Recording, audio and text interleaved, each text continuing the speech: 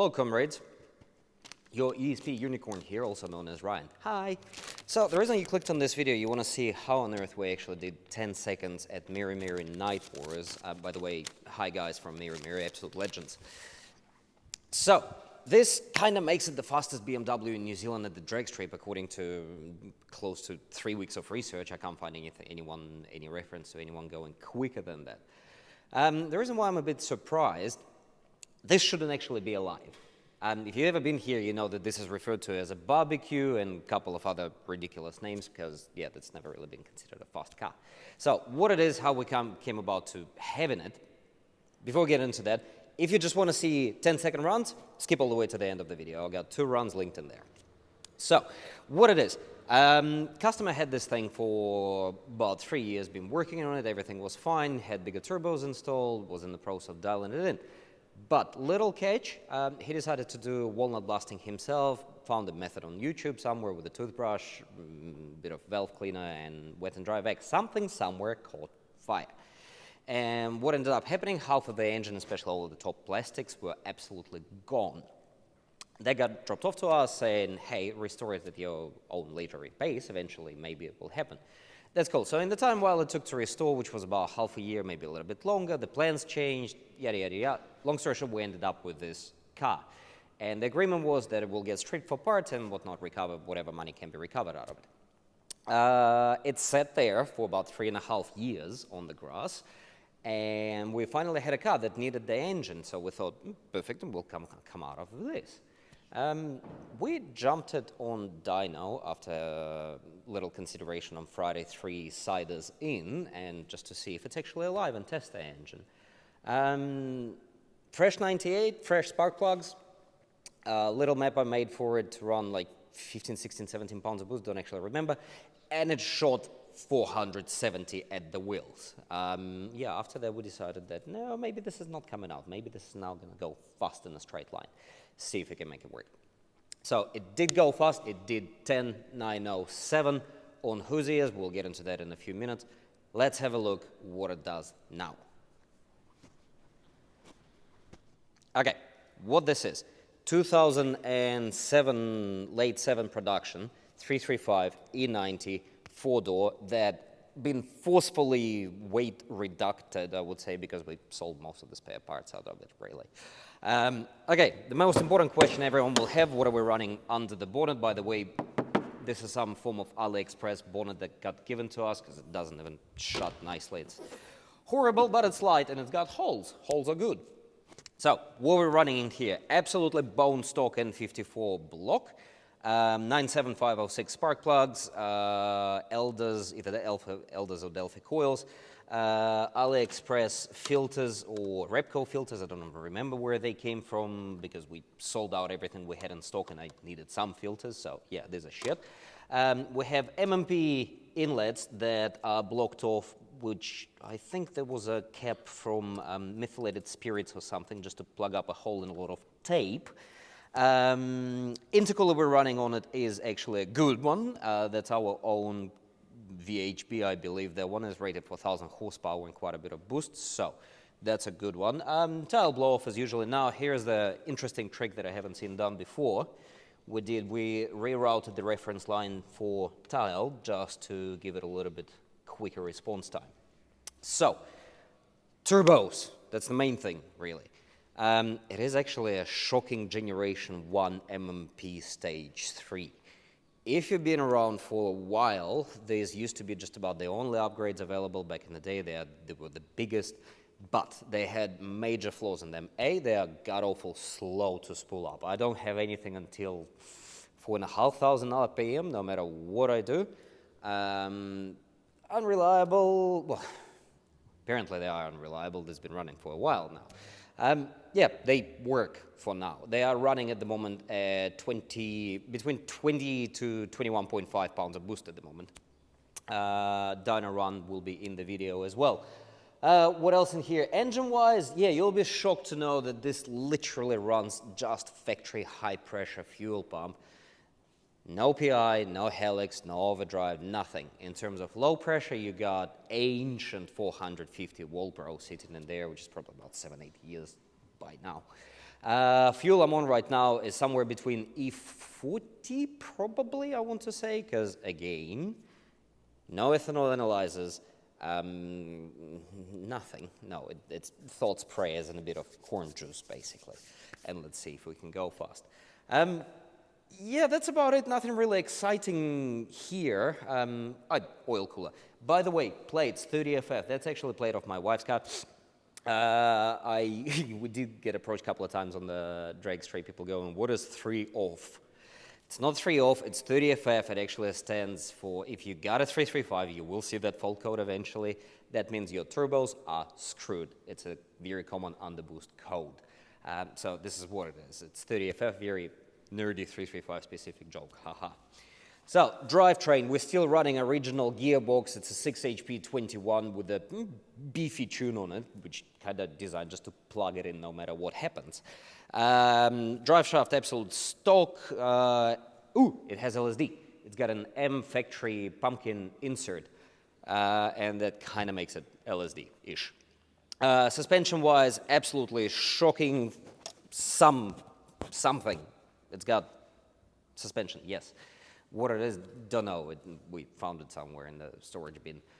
It's soft, which is bad thing for the road, good thing for the drag, because you do want to ass it in a little bit.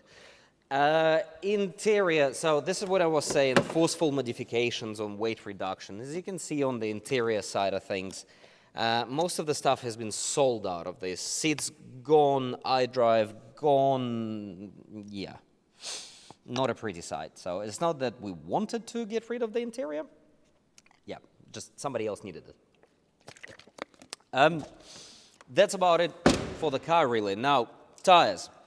We run on Hoosiers. These are actually factory Motorsport 17s. Hoosiers 275/45, I believe they are. I am running usually at about 22 to 25 PSI. Warm, you sort of balance them out. Now, the main catch, this thing gets to the drag strip under its own power and from the drag strip under its own power. So, smartest thing we ever did on this, convert the rear to the studs. Makes it a hell of a lot easier. You get to the track on these wheels, you bolt them off, chuck the Hoosiers back on, and you're good to go. So, yeah, as for the Night War specs, you basically have to have warranted legal car. And these tires, well, they used to be DOT rated. I'm not sure what rated they are now. That seen better days. Yeah. So, by the way, if anyone wants Hoosiers for no apparent reason, they'll never be good for the drag strip, but come grab these. No use to us anymore. So, I think that's about it, really. Dyno run coming up next. And after that, I'll tell you what was actually quite funny on the day with these runs. Stay tuned.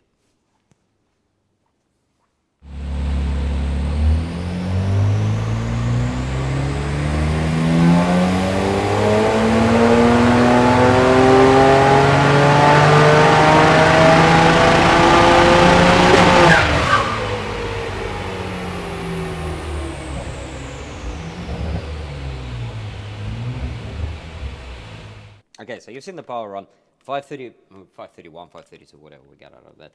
This is what it runs, and it's actually limited mainly because we don't have enough fuel to run anything. We don't have enough boost control. There's a whole heap of reasons why I had to tap out of that. Also, it's a very much stock engine. I don't really want to spin it out that bad. Now, what we got? As you can see, this is why I was saying it's absolutely shocking until you get high on the RPM. This is your starting area. And you can see you get, so at 4,000 RPM, you got 353 horse, which is not a lot. This is actually decently done stage 2 stock turbo 335, 353. Now, this is where the fun begins for us, though. Once it gets to about 4.5, and you can see that the spiky jump here is got difficult to deal with. You're up to 455, and from 4.6 upwards to about 6.5, you got that massive, massive power. So 531 at the wheels is what it's currently running, and I believe that it's about 20 pounds of boost somewhere in that area. Torque-wise, again, this is the notoriously shit big turbo job.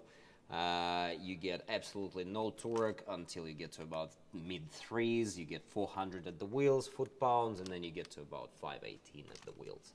So yeah, that's basically what she's running, tuned by yours truly to more or less safe setting. For a while, this car, we used to take it down to Friday Night Wars, just a little play about it and everything, and for a while I couldn't actually get her below 11.5, somewhere in that area, until we switched to Hoosiers, and this is where the fun began. Now, as for the run itself, it's actually quite funny. So we'll probably give it a slightly darker background to see.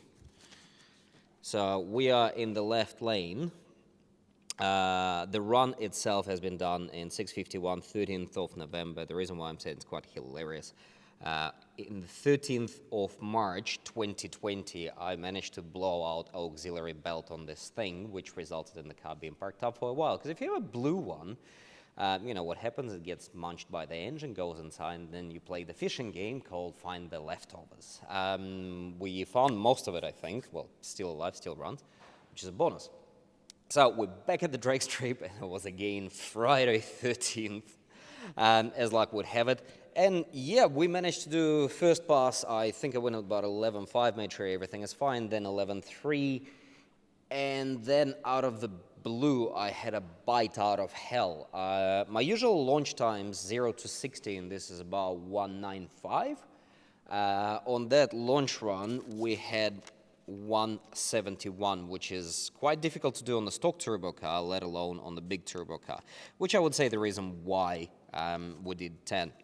Reaction time, 0.469, didn't really care about reaction time, we're there for shits and giggles and fun. Now, what's really interesting about this run, so that's proof, 10.907. What's quite weird is the trap speed. It's 119. My usual trap speed in this car is 128, between 128 to 129 miles per hour. Now, what actually happened that run, because of such a quick launch, I managed to run out of 4th gear. The way this thing been hit soaking most of the evening, I did not get 5th gear. I usually don't use it. I usually just run 4th gear because that's enough. But on that run, I needed 5th gear, and I didn't have it. So if you can imagine adding another 10 miles per hour on top of this, probably would have landed us in mid-10.5. Maybe more, maybe less. God knows. We'll never run it again. Mirror guys, I apologize. That was never planned. This thing we only planned to run within the C2 class, 11 seconds, but I was quite happy just to randomly do a 10.9. So next time, if we are coming out, this will be fully cage prepped and everything. That is if we continue to run it. So this is it for the day. I think I've covered most of it. Before you comment on the paint, this is a rattle can / some leftovers of paint that happened. But it's purple, and it's got cool plates on it, and it had Hoosiers on it. Now, this is not something that we would usually do for the customer. This is purely for our own entertainment purposes, and not safe, but yeah, it runs. After doing 500 plus of these things over the years, I think we've learned most of the tricks with them, which probably half the reason why we managed to do a 10.9 in such a weird condition car.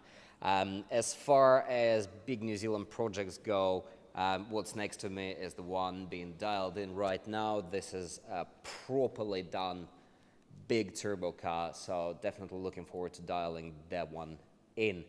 As usually, any questions, feel free to shoot us a message. We'll be happy to answer any questions you have, whether it comes down to tuning N54s, running them on the drag strip, or genuinely having fun. Take care. We'll see you at the strip.